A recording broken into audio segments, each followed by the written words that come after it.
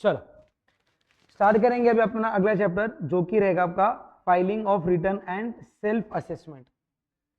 ठीक है, एग्जाम में कम से कम 3 मार्क, मैक्सिमम से मैक्सिमम 3 मार्क, उतने कहा था, पर कंपलसरी क्वेश्चन आते, 3 मार्क का ये क्वेश्चन आने ही आने वाला है। ठीक है, ध्यान से देखना अभी प्लीज प्लीज। सबसे पहले रहता है section 139(1) filing of return of income, जिसको बोलते हैं नॉर्मल रिटर्न। सबसे पहले what is the due date of filing return. तो सबसे पहले क्या आपका ऑडिट हो रहा है क्या? दो बातें, आपका ऑडिट हो रहा या तो आपका ऑडिट नहीं हो रहा। अगर आपका ऑडिट हो रहा तो आपके लिए डेट बन जाता है 31 अक्टूबर ऑफ असेसमेंट ईयर। फिर आपका ऑडिट नहीं हो रहा तो चेक करो क्या आप लोग पार्टनर हो ऐसी फर्म में जो फर्म का ऑडिट हो रहा। इसके भी दो बातें, या तो आप पार्टनर हो या तो आप पार्टनर नहीं हो। अगर आप पार्टनर हो तो आपके लिए डेट बन जाता है 31 अक्टूबर ऑफ असेसमेंट ईयर। आप पार्टनर भी नहीं हो कोई फर्म में जिसका ऑडिट हो रहा, आपके लिए डेट बन जाता है 31 July of assessment year. Return file करना किसको कंपलसरी है? तो भैया अगर आपने पार्टनरशिप फर्म या कंपनी को इनकॉर्पोरेट किया including LLP, filing of return is compulsory. Exam में कंफ्यूज करने के लिए देंगे, एक बंदे ने 31 मार्च 2024 को कंपनी इनकॉर्पोरेट किया एंड उसने कोई भी बिजनेस कंडक्ट नहीं किया, weather he should file the return for previous year 23-24? Answer is yes, company incorporate हो गई, रिटर्न को फाइल करना पड़ेगा। या तो देंगे कि एक पार्टनरशिप फर्म ने बिजनेस किया और एक साल में उसको लॉस हो गया, लेट से 6 लाख रुपए का। पार्टनर्स बोल रहे क्योंकि लॉस हुआ रिटर्न फाइल करना कंपलसरी नहीं है। सही है क्या? नहीं।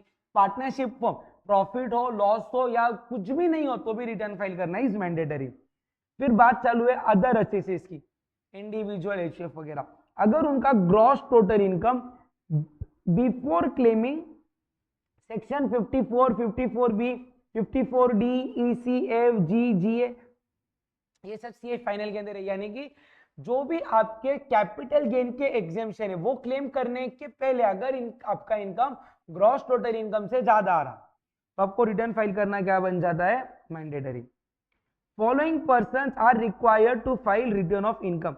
अगर आप लोग रेसिडेंट हो other than R but NOR, यानी कि बात चालू है पे किसकी? ROR। अगर आप लोग बेनिफिशियल ओनर हो कोई भी एसेट का जो कि इंडिया के बाहर सिचुएटेड है, या तो आपको कोई भी बैंक अकाउंट या कोई भी अकाउंट जो इंडिया के बाहर है उसका साइनिंग अथॉरिटी आपको रिटर्न फाइल करना कंपलसरी है, या फिर आप बेनिफिशियरी हो वो एसेट का जो इंडिया के बाहर सिचुएटेड है, आपको रिटर्न फाइल करना कंपलसरी है। बेनिफिशियल ओनर यानी कि एक individual providing consideration for the asset directly और इनडायरेक्टली फॉर द इमीडिएट और फ्यूचर बेनिफिट ऑफ हिमसेल्फ और अदर्स, यानी कि आपको वो एसेट से कोई ना कोई फायदा हो रहा है। बेनिफिशियल यानी कि individual deriving benefit from asset consideration from which has been provided by any other person. मेरे पापा ने मेरे लिए घर बाहर लेके रखा, उससे मेरे को फायदा हो रहा तो मैं बन जाऊंगा बेनिफिशियरी। ये टर्म याद नहीं रही तो भी चलेगा, एग्जाम में डेफिनेशन वैसे भी नहीं पूछने वाले। नीचे दिए गए हुए लोगों को रिटर्न फाइल करना कंपलसरी है। एक ही मिनट, स्क्रीन को थोड़ा एडजस्ट कर देता।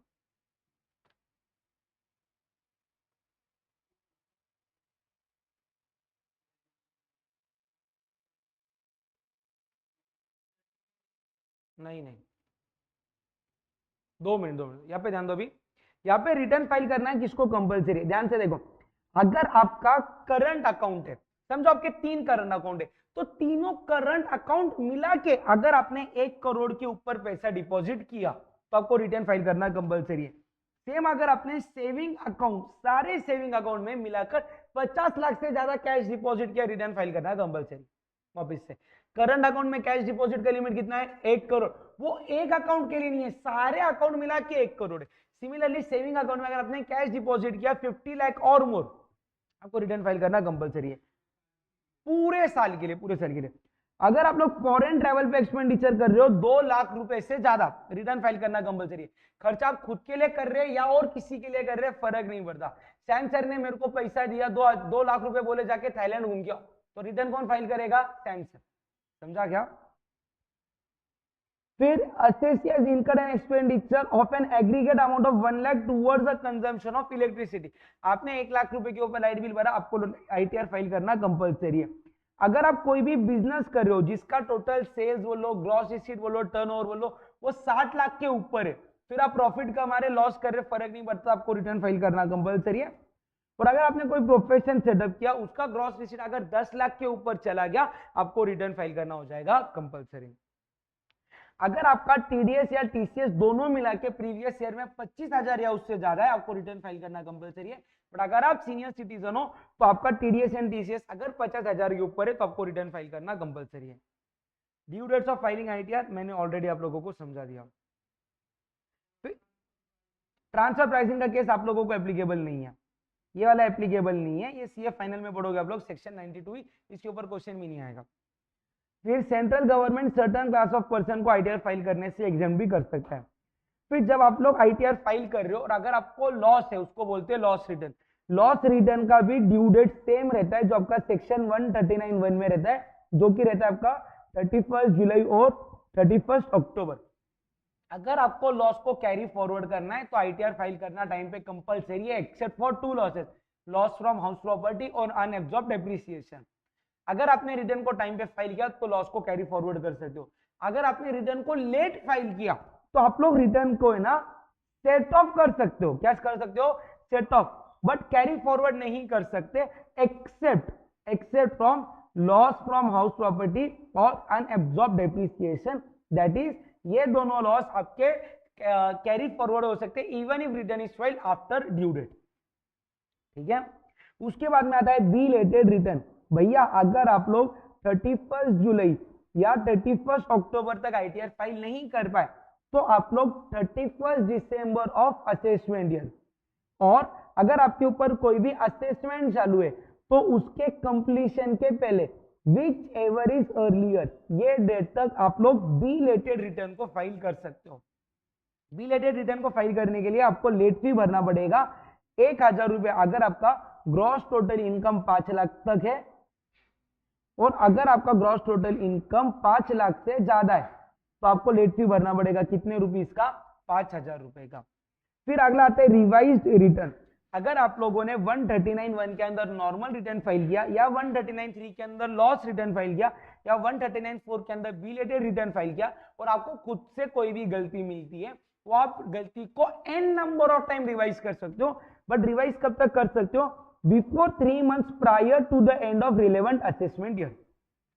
यानी कि इन शॉर्ट ये बताए 31 दिसंबर ऑफ असेसमेंट ईयर और before completion of assessment whichever is earlier. Return को कितनी बार रिवाइज करोगे आप? n number of times revise कर दोगे। बट जो आपने लेटेस्ट रिटर्न फाइल किया रहेगा, लेट्स से आपने पहले रिटर्न नंबर 1 फाइल किया, उसको रिवाइज करके 2 कर दिया, 2 को रिवाइज करके 3 कर दिया, तो आपके 1 और 2 वॉइड हो जाएंगे। आपका 3 नंबर को जो रिटर्न है उसी को रिटर्न मानेंगे और ऑफिसर को जो भी चेकिंग करना है he will do the checking based upon return number 3। समझा यहां तक? ठीक है। फिर आता है डिफेक्टिव रिटर्न। अगर आपने रिटर्न को दिए गए हुए फॉर्म में फाइल नहीं किया, लेट्स से आपको आईटीआर 2 फाइल करना था, आपने आईटीआर 1 फाइल कर दिया, या आपने टैक्स, आपको आ रहा था टैक्स पेबल 1,40,000, आपने टैक्स का पेमेंट नहीं किया, या तो टैक्स पे किया उसका प्रूफ नहीं दिया, या तो आपने ऑडिट रिपोर्ट सबमिट नहीं किया, आपका रिटर्न माना जाएगा डिफेक्टिव रिटर्न। डिफेक्टिव रिटर्न का ये मतलब नहीं है रिटर्न वॉइड हो गया। आप लोगों को 15 दिन का टाइम दिया जाता है रिटर्न को रेक्टिफाई करने का। अगर आपने 15 दिन में रेक्टिफाई नहीं किया तो रिटर्न क्या बन जाता है आपका? वॉइड एब इनिशियो। 15 दिन का टाइम लिमिट ऑफिसर आपको एक्सटेंड करा के भी दे सकता है। ये पॉइंट आपके एग्जाम के लिए सबसे इंपॉर्टेंट है। डिफेक्टिव रिटर्न के ऊपर majority of the time question पूछते हैं। रिटर्न डिफेक्टिव होना मतलब वॉइड होना नहीं रहता, आपको 15 दिन का टाइम मिलता गलती को सुधारने के लिए। फिर आता है परमानेंट अकाउंट नंबर। अगर आपका total income basic exemption limit से ऊपर जा रहा है तो आपको 31 में ऑफ असेसमेंट ईयर तक पैन कार्ड का एप्लीकेशन करना पड़ता। यानी कि यहाँ पे अगर आपका प्रीवियस ईयर 23-24 है तो आपका एप्लीकेशन कब तक रहेगा? 31 में 2024। अगर आपका टर्नओवर या ग्रॉस रिसीट 5 लाख के ऊपर जा रहा तो आपको प्रीवियस ईयर खत्म होने के पहले ही पैन कार्ड का एप्लीकेशन करना पड़ेगा। अगर आप रेसिडेंट हो, आप कोई भी फाइनेंशियल ट्रांजेक्शन के अंदर एंटर कर रहे हो 2.5 लाख या उससे ज्यादा, तो 31 मई तक आपको पैन कार्ड का एप्लीकेशन करना पड़ेगा। या तो अगर एक पर्सन है एमडी, डायरेक्टर, पार्टनर, जिसका ट्रांजैक्शन 2.5 लाख के ऊपर जा रहा, उसको भी 31 मई तक पैन कार्ड का एप्लीकेशन करना पड़ेगा। अगर आप बैंक में कैश डिपॉजिट कर रहे हो 20 लाख से ज्यादा या कैश विड्रॉ कर रहे हो 20 लाख से ज्यादा, या तो आप लोग करंट अकाउंट ओपन कर रहे हो, तो आपको कंपलसरी 7 दिन पहले पैन कार्ड का एप्लीकेशन करना पड़ेगा। सेविंग अकाउंट के लिए भी कंपलसरी है, पैन कार्ड उधर देना कंपलसरी है, पैन कार्ड का एप्लीकेशन करना कहीं पे भी कंपलसरी नहीं। फिर आता है cases when PAN is to be quoted, बहुत ज्यादा लिस्ट है, जो इंपॉर्टेंट वाले ना मैं आपको पहले वो मार्क करवा के दे देता हूं।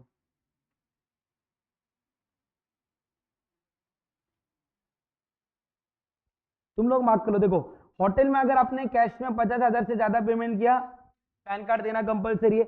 अगर आप लोग फॉरेन करेंसी में कहीं पे भी कैश में 50,000 से ज्यादा पेमेंट कर रहे हो या फॉरेन करेंसी ले रहे हो 50,000 से ज्यादा, आपको पैन कार्ड कंपलसरी है। अगर आप म्यूचुअल फंड खरीद रहे हो 50,000 से ज्यादा, पैन कार्ड कंपलसरी है।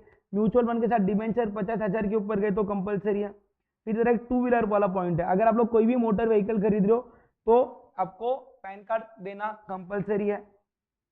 फिर क्या आता है इधर, किधर क्या इंपॉर्टेंट वाला, एकदम इंपॉर्टेंट वाला रे, बाकी सब इंपॉर्टेंट है, मैं एकदम इंपॉर्टेंट बता रहा। अगर आप लोग लाइफ इंश्योरेंस प्रीमियम का पेमेंट कर रहे हो 50,000 के ऊपर, तो पैन कार्ड देना आप लोगों को कंपलसरी है।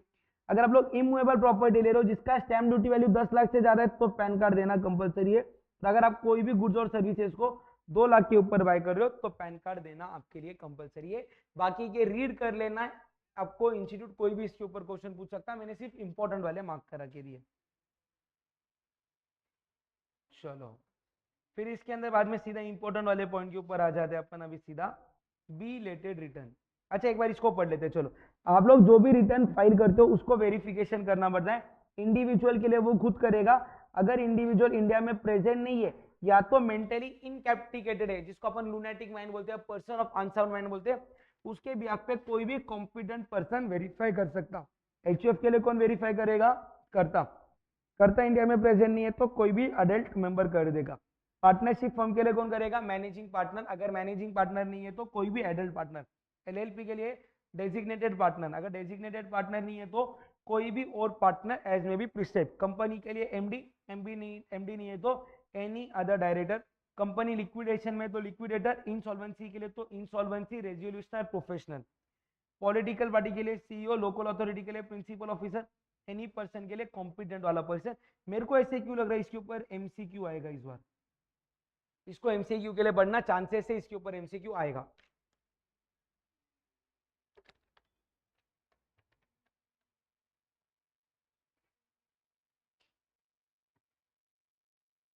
देखो, अगर आपने प्रीवियस ईयर 23-24 यानी कि पीरियड क्या रहता है आपका 1-4-23 से लेके 31-3-24, अगर ये पीरियड के बीच में आपने एनी टैक्स का पेमेंट किया, एनी टैक्स का क्या किया?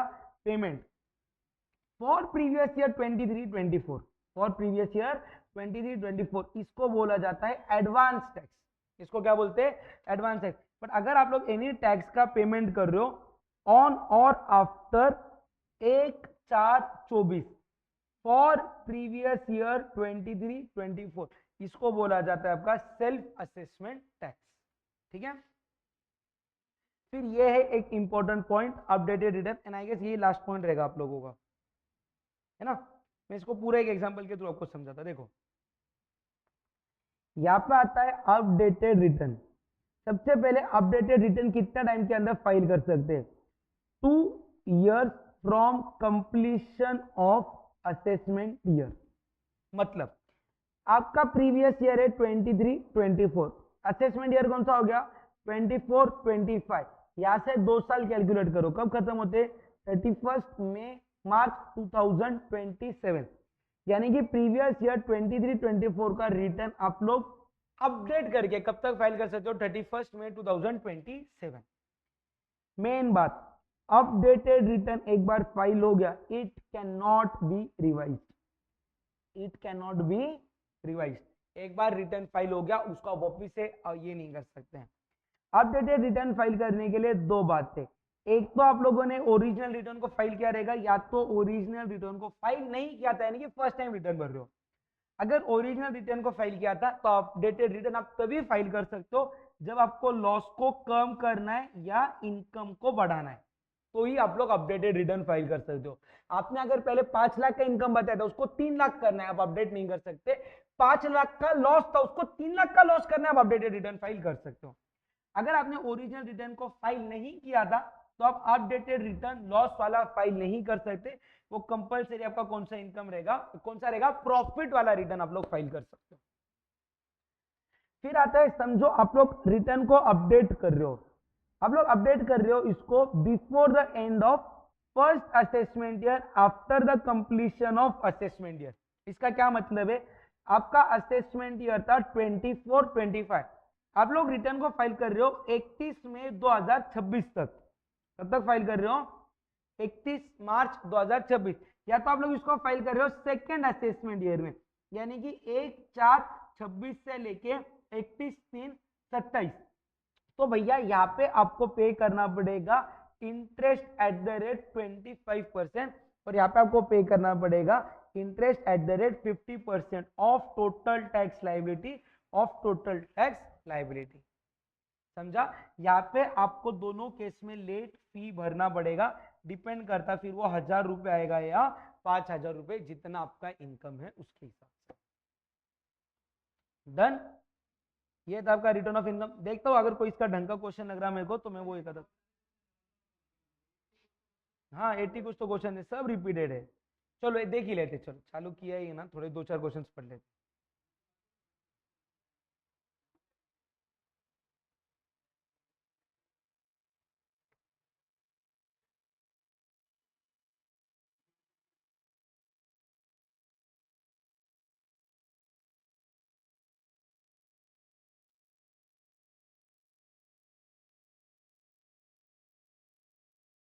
चलो एक क्वेश्चन सॉल्व कर देते, चलो ये बातें मत करो रे। Enumerate the cases where return of loss has to be filed on or before the due date specified under 139(1) for carry forward of loss. Also enumerate the case where loss can be carry forward even though return of loss has not been filed before or due date. सबसे पहले नीचे वाले का answer लिख दो, कौन से दो लॉस है इधर, हाउस प्रॉपर्टी और अनएब्सॉर्ब डेप्रिसिएशन। और कौन से लॉस कैरी फॉरवर्ड करने के लिए रिटर्न टाइम पे फाइल करना पड़ेगा, normal business loss, specified business loss, speculative business loss, short term capital loss, long term capital loss, loss from owning and maintaining ratio, सबके नाम लिख देने के। इन बताओ क्या इधर बंदे का, देखो बंदे का इनकम बेसिक एग्जेम्पशन लिमिट के नीचे, बट क्या इसको फिर भी आईटीआर फाइल करना कंपलसरी है क्या। एचयूएफ को लॉन्ग टर्म कैपिटल गेन हो रहा है 12 लाख का, जिससे उसने बॉन्ड खरीद लिए एंड कोई भी कैपिटल गेन टैक्सेबल नहीं था, तो आपका इनकम बिफोर एग्जेम्पशन 12 लाख रुपए का था, रिटर्न फाइल करना क्या बन जाएगा आपके लिए, कंपलसरी।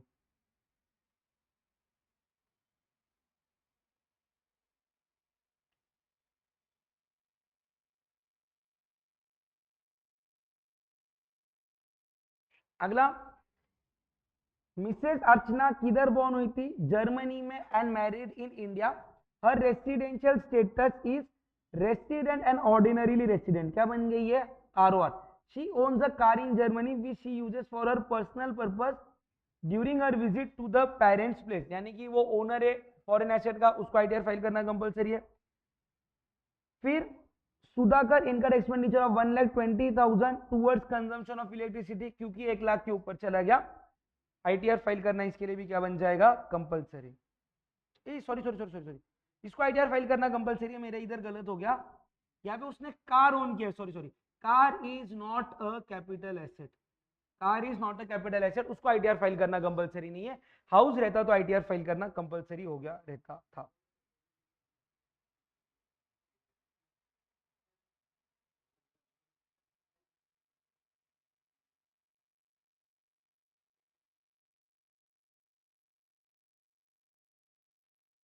चलो यहाँ पे क्या क्वेश्चन पूछ रहे, ध्यान से देखो रे, यहाँ पे क्या क्वेश्चन पूछ रहे, क्या ये फॉलोइंग रिटर्न्स को आप लोग रिवाइज कर सकते हैं क्या, बिलेटेड रिटर्न को रिवाइज कर सकते हैं क्या, यस।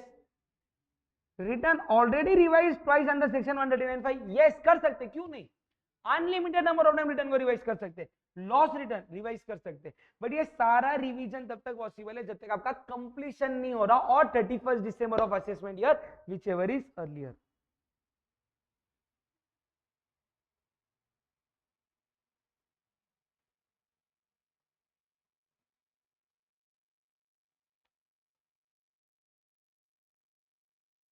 चलो और कोई एक आधा ढंग का क्वेश्चन रहेगा तो देखने दो।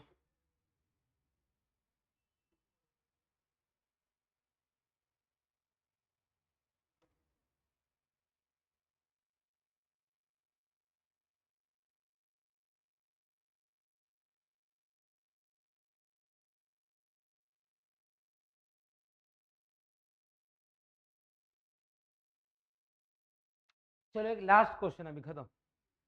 ध्यान से देखो, मिस्टर विकास अ रेसिडेंट जिसका एज है 80 ईयर्स, उसका हाउस प्रॉपर्टी है इंडिया में। अच्छा एज 80 है मतलब क्या बन गया, सुपर सीनियर। उसने घर को लेट आउट किया, कितना रेंट आ रहा है उसको, 50,000 पर मंथ। साल का कितना हो गया, 6 लाख। माइनस 30% का डिडक्शन मिल जाएगा, टैक्सेबल बचा 4,20,000। Income is less than 5 lakh. इसका 5 लाख का बेसिक एग्जामेशन है, रिटर्न फाइल करना कंपलसरी है क्या, नहीं। समझा क्या, ऐसे ही टाइप के क्वेश्चन आते हैं। मेरे को ना कल ही रिवाइज रिटर्न के ऊपर क्वेश्चन आता है, वो पढ़ना है। Be related, take your time.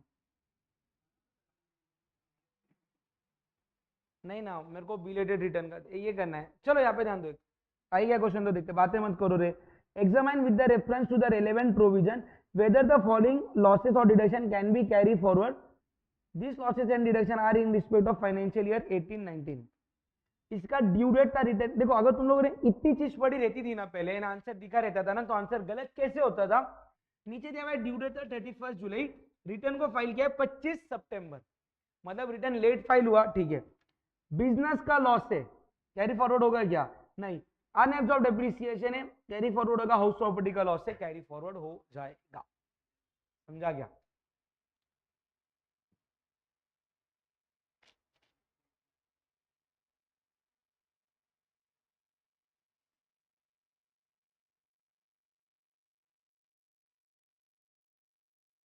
चलो बेस्ट बेस्ट बेस्ट, ध्यान से देखो। Mister Ram furnished his return of income on 27/2022. Due to missing information of payment of tax, return of income is considered as defective.